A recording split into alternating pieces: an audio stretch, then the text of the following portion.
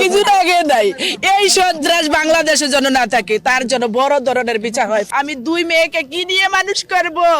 আমার কোনো আয়ের উৎস নাই, কোনো অংশে বাদ নাই।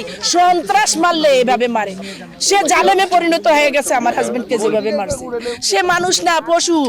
সে বর্বর। হত্যাকাণ্ডের জন্য আমরা একটা সুষ্ঠু সঠিক বিচার চাই। এই যে সন্ত্রাস আমার স্বামীকে তিলে তিলে মারছে, গুলি করছে, এই সন্ত্রাস যেন বাংলার বুকে না থাকে। অনেক কষ্ট তার জন্য আমরা ও চিরে চাই প্রশাসনের লোকেরা যেন ধৈর্য আনে, প্রশাসনের লোকেরা যেন ধৈর্য আনে। আর আমার ছেলেরে বাংলাদেশ ন্যাশনাল ভার্সিটিতে এখন পরে অনার্সে এই ফার্স্ট ইয়ারে পরে আমার ছেলেরে যেন একটা চাকরি দেয়। আমরা বিজেপির ডিজি স্যারের কাছে, পুলিশ প্রশাসনের লোকদের কাছে, আমরা প্রত্যেকটা সিউ স্যারের কাছে আবদার ছিল। আমাদের বিজেপি ডিজি স্যারের কাছেও আমার এই আবদার, আমার ছেলেকে যেন একটা ভালো পর্যায়ে পৌঁছায় নেয়, আমার ছেলের যেন একটা চাকরি দেয়। কারণ আমার ছেলে মেয়ে নিয়ে আমার বাঁচার আর কোনো উপায় নাই।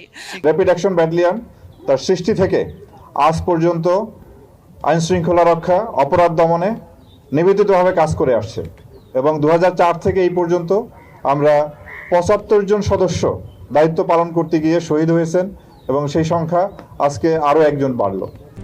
RICL TMX, যুগের পর যুগ স্থাপনা থাকে মজবুত। তো আমরা এইটুকু আপনাদেরকে আশ্বস্ত করতে চাই, এই দেশের আইন শৃঙ্খলা রক্ষার জন্য, অপরাধ দমনের জন্য আমরা সর্বশক্তি দিয়ে কাজ করব। আমরা সাহসিকতার সঙ্গে কাজ করব। যে কোনো ঝুঁকি নিয়ে হলেও আমরা এই দেশবাসীর আইন শৃঙ্খলা এবং নিরাপত্তা রক্ষার জন্য আমরা কাজ করে যাব।